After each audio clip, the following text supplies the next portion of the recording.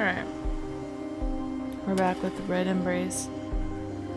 I believe that's what it's called, but here we go. Finally, I wave goodbye to Troy and step outside, letting out a long yawn. Time to walk home. Man, I'm tired. Same spot, tomorrow. Of course, don't you trust me? Bits and pieces of conversation float from a nearby alleyway. Yeah, make sure you bring the stuff. My curiosity immediately spikes. Are they talking about a drug deal or something next to my diner? Well, technically it's not our diner. We work there. I press myself against the wall, straining to hear more of the conversation. Maybe I can catch one of these guys and teach them a lesson or two. I won't have some dope heads putting Troy or the customers in danger. Or if I listen in, I can call the police at the right time. Are those footsteps? They must be heading this way. Naturally, payment up front though. You wouldn't want your number one supplier to switch sides, would you? As one of the two men talking lets out a scornful laugh, the footsteps grow closer. I step back into the shadows, crouching down, just out of sight. A moment later, a couple of tall figures emerge from the alley. One of them stands in the shadows and I can't get a good look at his face, but something about him creeps me out. The other one, with the fancy suit and slick hair, he must be a businessman. You'd better keep your end of the deal, Isaac. You turn your back on Helgen, and you'll be real fucking sorry. Spitting out those words mistrustfully, the shadowy figure stalks off down the street. I'll be sorry, huh? The one left standing behind, Isaac, mutters those words under his breath with a dark smile. Even though he looks like a man more at home in an office in an alleyway, he doesn't seem one bit afraid. I reflexively hold my breath, watching his elegant form loom on the sidewalk, wondering what he'll do next. You can come out now. I don't buy it unless you'd like me to, of course. Isaac turns to look directly at me, as if he can see right through the darkness to where I'm hiding. However, the beckoning gesture he makes doesn't seem threatening, so I reluctantly rise to my feet. How did he see me?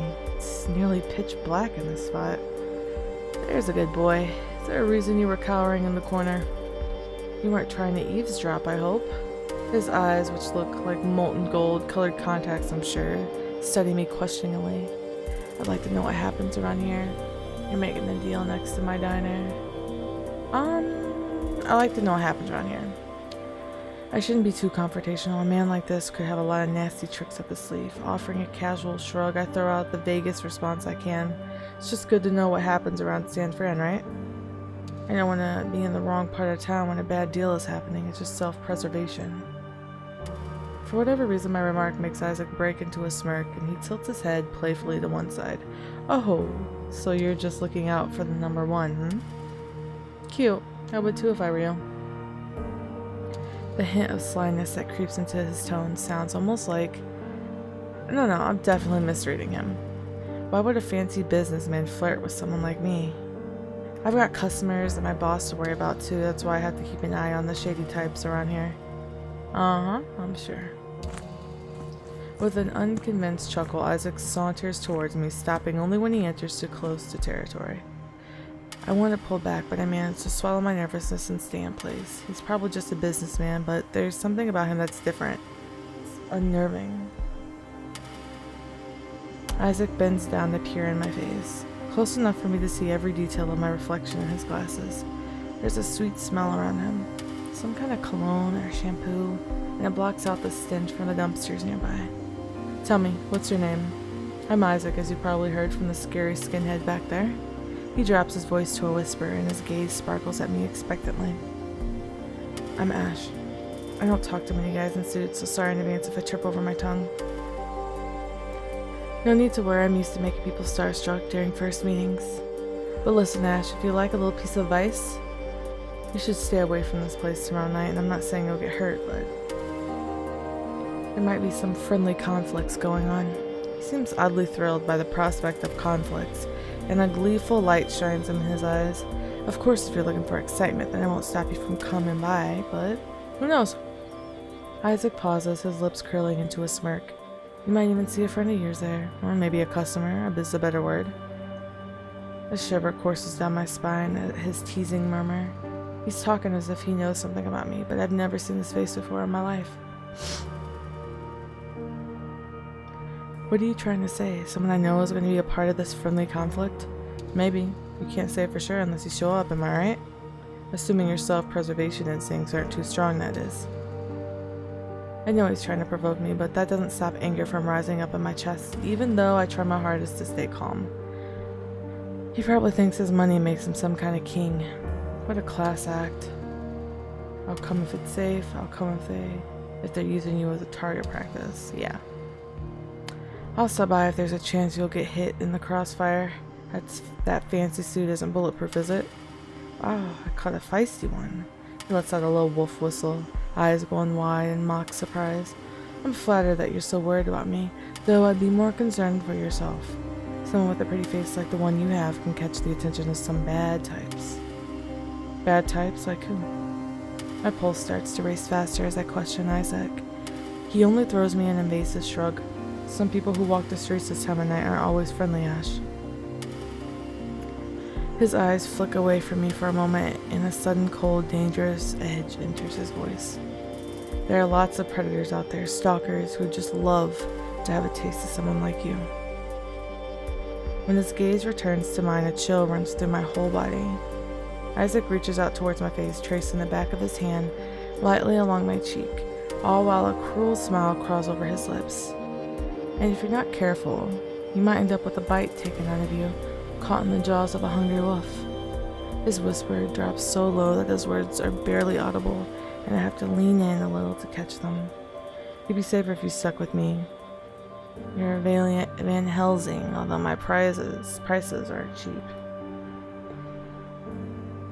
Isaac's fingers trace along my neck all the way down, all the way to my lips, where he teases one digit around the corner of my mouth.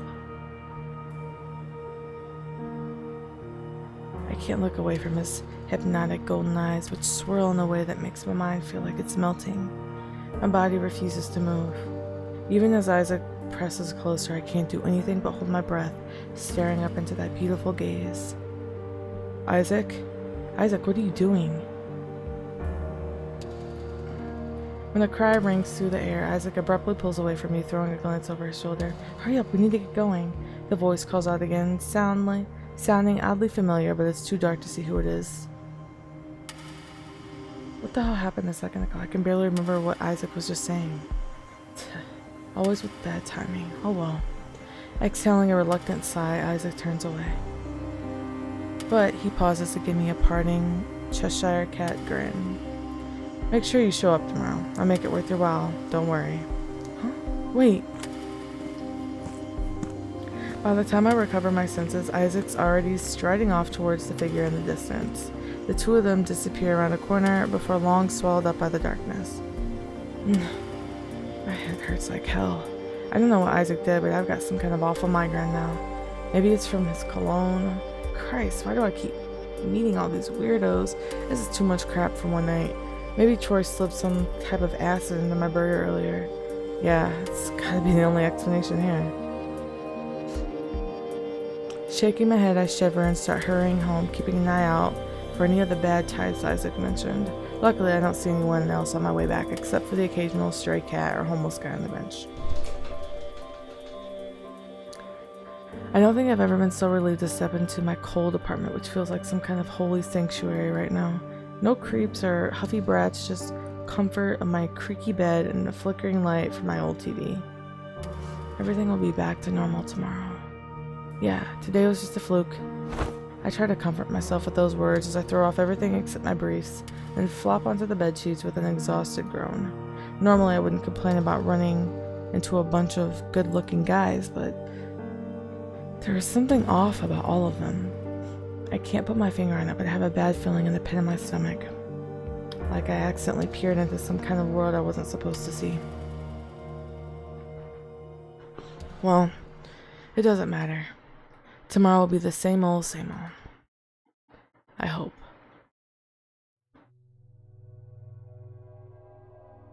What the fuck does that say? Oh.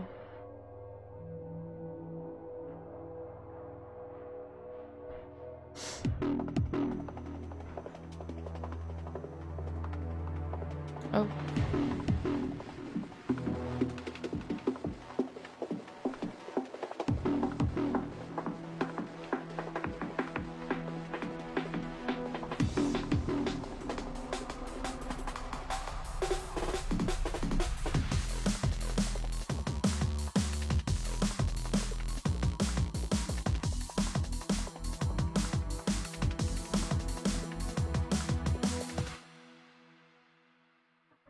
That was like a whole anime intro.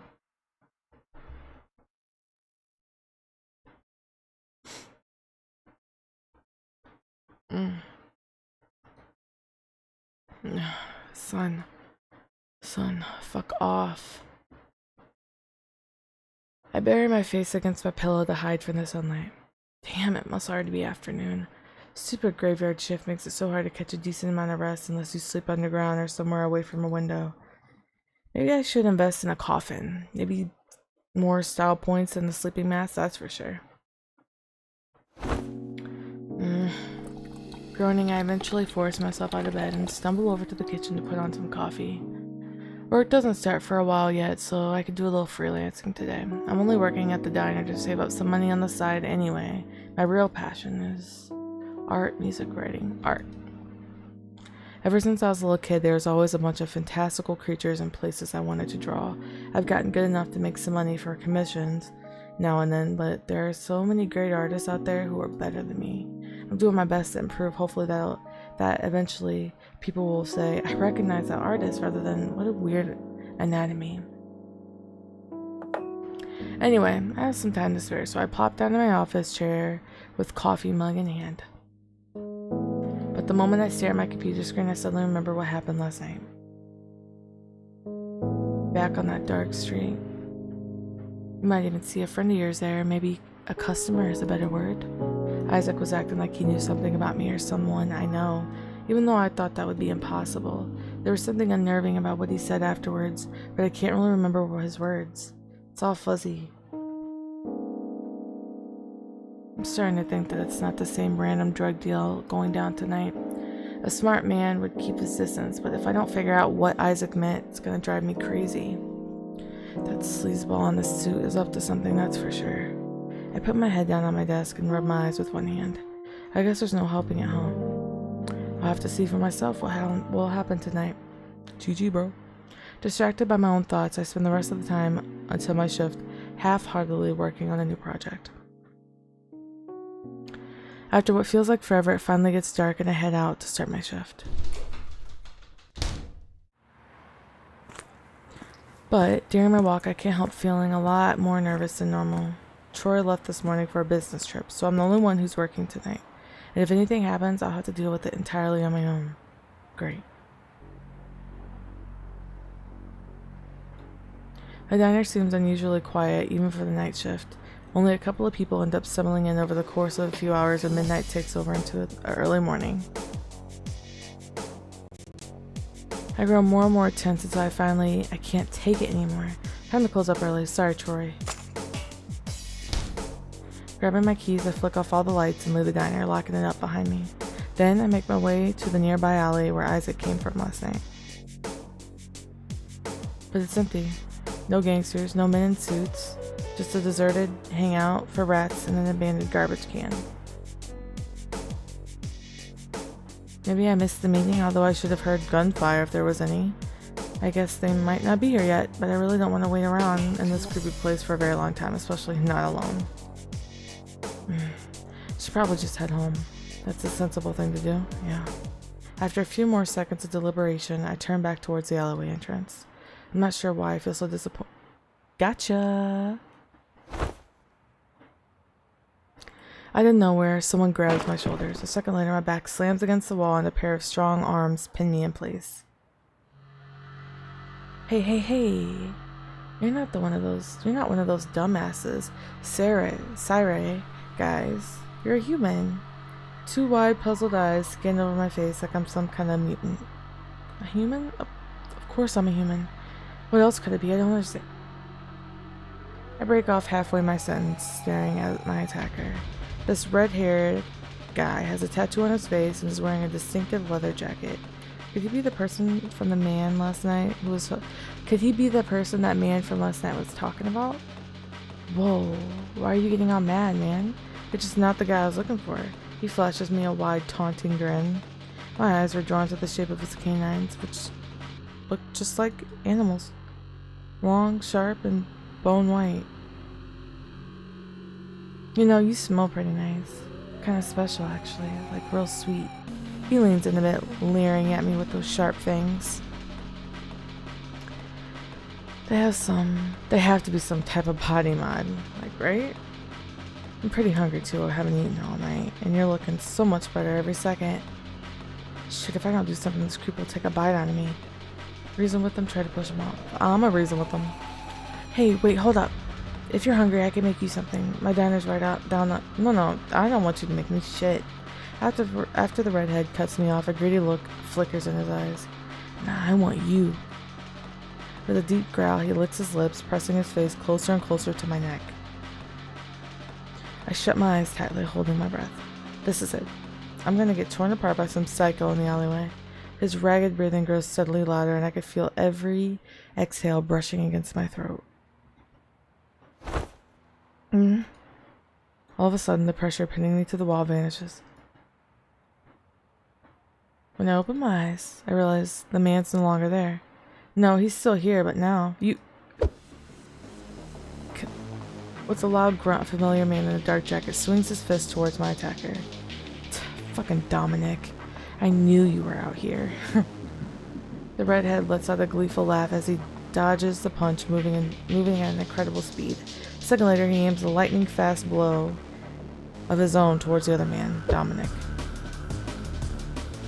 With an unchanging expression, Dominic smoothly sidesteps. The next moment, his hand shoots out to swipe at his opponent's face. Gah. I hear the sound of something sharp cutting flesh, and in a moment later, blood starts to drip from the redhead's cheek. You're really mad? Wow, rather than counter-attacking, the tattooed man pauses, wiping off the blood on his sleeve. But before my very eyes, the claw-like gashes on his skin start to repair themselves, until they disappear completely, leaving him uninjured. Am I going fucking crazy? There's no way any human could do something like that. No. This has to be a bad dream. Just a bad, shitty, dumb dream. Don't tell me you're worked up because of this guy. Seriously, you want to drain him that bad? Enough. Don't bring him into this. Dominic's eyes narrow into slits as he stares at the man in the leather jacket who's laughing as if he just heard the best joke on earth. Wow. In that case, I'm gonna get my hands on him first. Because I want to see you get way madder, Dom. Rather abruptly, the tattooed man's face freezes and his grin fades to a frigid, bloodthirsty expression. I want to see you suffer. Until you stop thinking of us as a fucking joke. Just like that, he charges Dominic again, recklessly swinging frantic punches. This time, though, he seems to be moving even faster than before, and his strikes are full of rage. The assault is so powerful that Dominic retreats a little, losing a few feet of ground to the other man, who's clearly fueled by fury. They dodge and swipe at each other so quickly that my eyes can hardly follow their movements. Their speed is completely inhuman, and the more I watch them, the more my blood runs cold. Is it possible that they're not really human? When my mind flashes back to the redhead's sharp fangs, my stomach tightens and a shiver rakes my body. Come here, Dom. I'm not gonna let you get away this time. When a menacing howl, the tattooed man leaps up, pushes himself off the wall to launch forward towards Dominic. When he doesn't manage to dodge in time, their bodies collide and they tumble to the ground. At this rate, one of them is going to end up getting torn open. If I try to do something, they might turn on me, but can I really just stand here? Watch the fight, try to stop them. I'm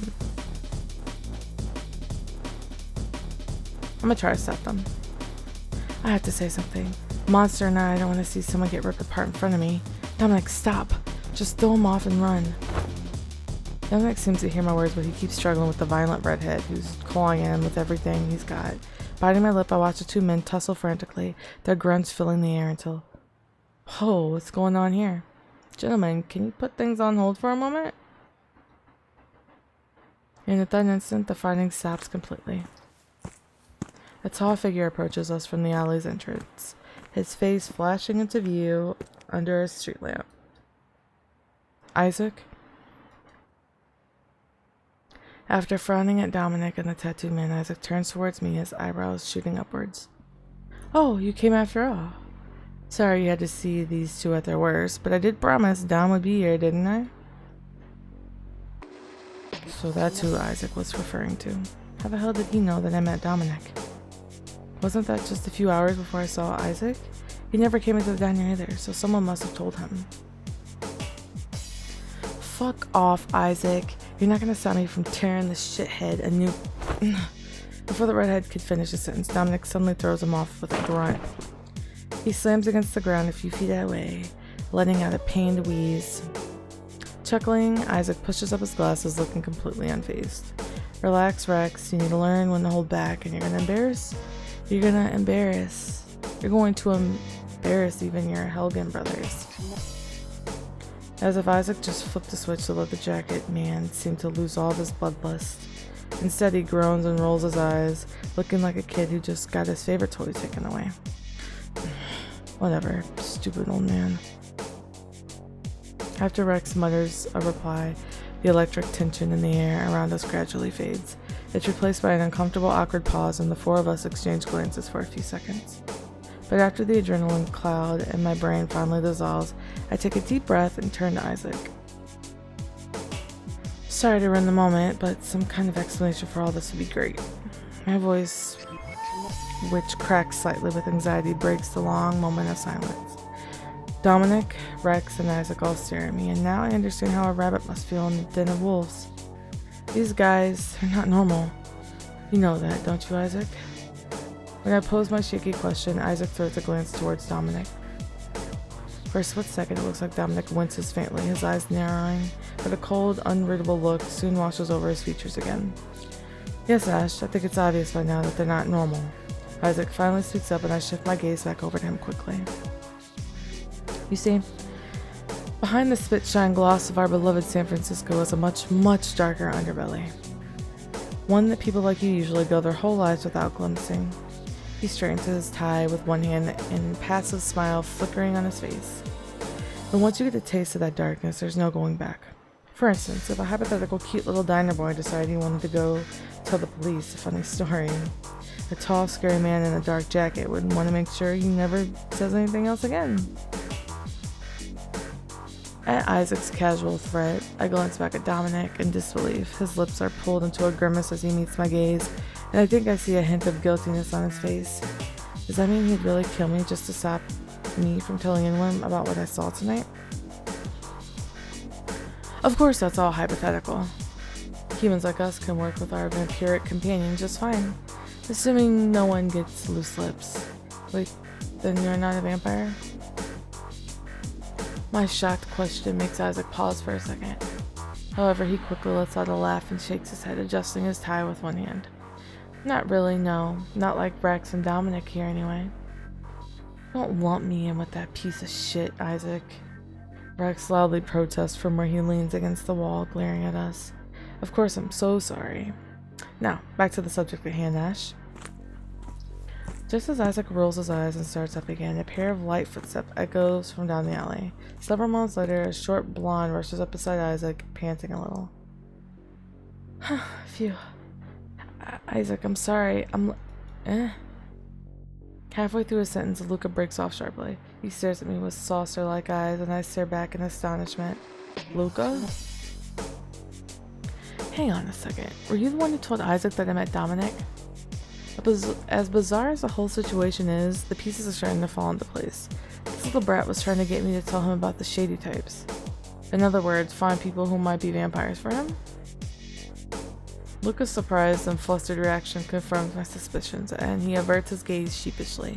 Yeah, so? It was pretty clear you were trying to protect him. At that, Luca's eyes flick over towards Dominic, taking on a certain sharpness. He glances over at Rex with the same hateful look too. Does Luca know both of them already? Alright, let's not get too excited. Letting out a long sigh, Isaac pinches the bridge of his nose with his thumb and forefinger. It seems there's some miscommunication going on here. You see, I'll split your fucking skull open. During Isaac's second attempt to explain the situation to me, an entirely different noise splits through the air. Oh yeah, I'd like to see you try. The not-so-distant sound of a fight floods towards us in the neighboring alleyway. It's not just two voices either. Actually, it sounds a lot more like that. Like a party of the worst, bloodiest kind. This is going to be downright comical. Of course they decide to go at it tonight. Animals, really. Despite the scornful nature of his words, Isaac seems to brighten up all of a sudden. Damn it. Why are the clans fighting now? Of all the times, is every vampire in San Francisco out here tonight? Lucas sounds irritated even though Isaac is obviously pleased. Some kind of gang war must be going on. The second I open my mouth to ask a question, however, Isaac takes off running, directly towards the source of the noise. Wait, Isaac, where are you? Lucas starts to jog after Isaac with an exasperated cry glaring at the other man's back. At the same time, Dominic turns to head in the opposite direction, apparently disinterested. His long strides take him towards the end of the alley quickly, making it clear that he doesn't want to stick around. Rex, however, makes a beeline straight for me. Just you and me now, baby. Don't be shy. Oh boy. This night just went from bad to awful in the span of about 15 minutes. But if I want to figure out what the hell's going on with these guys, I better choose what to do right now. Run away from Rex, catch up with Isaac, follow Luca, chase after Dominic. Dominic doesn't seem to be sticking around, and to be honest, I don't want to either, but he's already close to running the corner, so I have to hurry if I want to catch him. Some other time, maybe. Bye. Calling out nervously to the approaching Rex, I turn to dash after Dominic's disappearing figure. By the time I make it out of the alleyway, he's already headed down the sidewalk. When I jog up to his side, Dominic casts me a curious, skeptical glance. Hey, Dominic, right? I'm Ash, in case you didn't hear my name earlier. I attempt to start a conversation as I walk beside him, but Dominic gives no response. Where are you heading off to? It's pretty obvious you didn't want to get involved back there. With his hands stuffed in his pocket, Dominic hesitates briefly. I'm going to have a smoke. His blunt reply catches me off guard. He sounds completely apathetic, like he doesn't care one bit about the other vampires or Isaac and Luca. Alright, well, do you mind if I tag along? There's just a few questions I'd like to ask, and you seem to be the only one sane enough to answer them. After my tentative words, Dominic slows his pace and comes to an halt. He turns to look at me, his eyes widening a little. I didn't say anything weird, did I? For whatever reason, he seems surprised. Finally, he just shrugs his broad shoulders and starts walking down the street again. I'll choose to interpret that as sure, whatever, and not go away. Without any further attempts at conversation, I follow Dominic along a few different roads, heading toward an older part of the city. Around 15 minutes later, we come to an old warehouse. Its peeling paint and decaying exterior makes it look like it's been abandoned for some time. Dominic ducks under a piece of rotting paneling, disappearing into the dark interior, and I quickly head after him. At last, after going down a few flights of stairs, we emerge into an open space that's dimly lit by fluorescent lights. The electricity's on now. Do people actually still use this place? Seems like it. Offering the insightful remark, Dominic leans back against the wall and slides down onto the floor.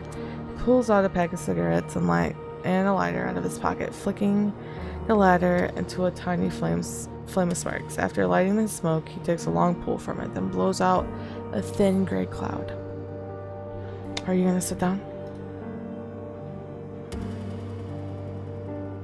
Dominic raises an eyebrow at me, jerking his chin towards the floor. Don't mind if I do. With a slightly nervous chuckle, I lower myself down beside him, crossing my legs. This feels so awkward, and I have absolutely no clue what's going through Dominic's head right now. Well, I'll just get to the point. I don't think there's any use in making small talk with this guy. So, if I'm not crazy and everything that happened tonight was actually real, then you're a vampire. Dominic stiffly nods. There are more of them, right? Vampires in San Fran? He nods again, exhaling another small stream of smoke. There's no change in his expression, and he just watches me with a look of mild curiosity. I pause and bite my lower lip, at a loss for what to make out of all this. It feels like a dream, but there's no sign I'm going to wake up soon. And after what I saw tonight, I'm forced to believe something supernatural is going on. Damn it, I really shouldn't have gotten out of bed this morning. That guy Rex with the vampire too, right? Why does he hate you so much? I thought Dominic averts his eyes for a moment, grimacing slightly. There's obviously no love lost between them, but Dominic seemed a lot less eager to fight than Rex did. He's from a different clan. Dominic answers in a guarded tone, his gaze hesitantly returning to my face. Clan? Oh, right. Yeah, Luca mentioned something like that. Rex is from a different one than you? Yeah, he's Helgen and I'm with Saray. There's a small hint of disgust in his voice and his face darkens a little. He thinks the clans are like family or something, that they're important. Guess he doesn't see what a joke is all. What the joke is all is. See what the joke all is. My bad, I hit the mic. So you're not into the whole clan thing, huh? I get that. I always hated fraternities and shit back in college. My half-hearted joke makes Dominic crack a little smile, which softens the shadows on his face. When I look at his heavily lidded eyes, I don't see anything that resembles a monster. If someone had told me he was a vampire this morning, I would have called them crazy. He's quiet and awkward, sure, but he's not scary at all when he smiles like that. Oh yeah, before I forget, I really appreciate you saving me back there with Rex. You seem like some kind of superhero coming to my rescue just in the nick of time. I shiver as my mind flashes back to the terrifying sight of those fangs right before they plunge into my neck. It's fine, I was just passing through. He evasively turns his head away from me, taking another pull from his cigarette and avoiding my gaze. Is it my imagination or does he look kind of embarrassed? No, that can't be right. Yeah, talk about a crazy string of coincidence though. I can't believe you know Isaac and Luca too. When I mention the names, Dominic pulls a face, grinding his cigarette down against the concrete floor. I don't know them, they know us. He grimly stares into the distance and looks like he doesn't plan to explain further unless I ask. You mean they know the other vampires in the city? Isaac does. He sells information and guns, playing both clans for money. That kid Luca's his sidekick. Shouldn't mess around with them. Dominic runs a hand through his long, messy hair, letting out a tired sigh. Yeah, I guess that makes sense. They don't sound like great guys, to be honest. Not sure why, but I feel sympathy for Dominic, even though he's not human. If I was caught up in all the craziness, I'd probably just want to escape too. No wonder he looks so gloomy all the time. Why were you there tonight? This sudden question breaks the silence, and I glance over to him, gazing at me with interest. I was looking for you. If I'm being honest, I think it's because I was looking for you. He tilts his head in confusion at my response, and I awkwardly laugh. Isaac said something about a customer of mine showing up, and I guess subconsciously I thought he meant you. I wanted to say thanks for the generous tip after all. For a moment, Dominic just stares at me with apparent surprise. Had he forgotten about the tip he left? Eventually, he turns his head away from me, but I can see a faint smirk briefly flicker over his mouth. It was good coffee. He mutters something so quietly that I can barely make it out. Come again? Instead of replying, though, Dominic rather abruptly pushes himself up to his feet, turning to me with more serious expression. He hesitates after opening his mouth, lowering his head a little. Isaac put you in a lot of danger. His slow, husky voice takes on a sharper edge all of a sudden. Humans who know about us are a threat. Rex will tell the other Helgen about you. When that happens, word will spread fast. Someone will come after you, probably tomorrow night. Dominic's eyes narrowed, and he pauses for a long moment. Until they forget you and start hunting someone else, you shouldn't be alone in the dark.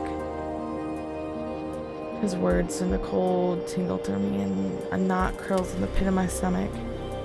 Troy's out of town for a little while, so I can't just take off work, and there's no way I can afford a taxi every night. And even when he gets back, who's to say they won't still be coming after me? I can't stay inside my house forever. Maybe I should just skip town. They'll find you before you can leave. Then what am I supposed to do? How can I stand a chance against... I'll help you. At his unexpected offer, I freeze my mouth hanging open. Is he seriously saying he'll protect me? Aren't I a threat to them? Shouldn't he be working against me? But before I can ask why he'd do something so crazy, Dominic turns his back to me, murmuring a few last words. I'll come to the diner tomorrow. Don't do anything stupid. And with that parting command, he stalks off towards the stairs, his long strides carrying him out of sight in a few moments. I'm left speechless, standing alone with only Dominic's discarded cigarette for company. The hum of dim fluorescent lights around me is all that disrupts the dead silence. I don't know what to think. Dominic, I didn't do anything to deserve his help, but he's gonna give it to me anyway. Normally I would refuse since it's pretty stupid to rely on a creature who sees you as food. But if I can compare Dominic to vampire like Rex, who act like wild animals, well, I'd rather be an idiot to refuse that help. And for some reason I feel like I can trust him. I don't know why, but there's something comforting about being with Dominic. It's like having a guardian wolf almost. Guardian wolf, man, did I just walk out of some trashy fantasy book? Muttering to myself dryly, I slip out of the warehouse, gripped by a growing fear. All the way back to my apartment, I keep an eye out for anything lurking in the shadows. The streets look the same as they always do, but now they're starting to feel like a battleground instead of my home. Home, sweet home. If only I could pretend all this was crazy. This was a crazy fever dream. If only it was that easy. I end up tossing and turning in bed for what feels like ages until eventually the exhaustion from tonight pulls me into a deep sleep.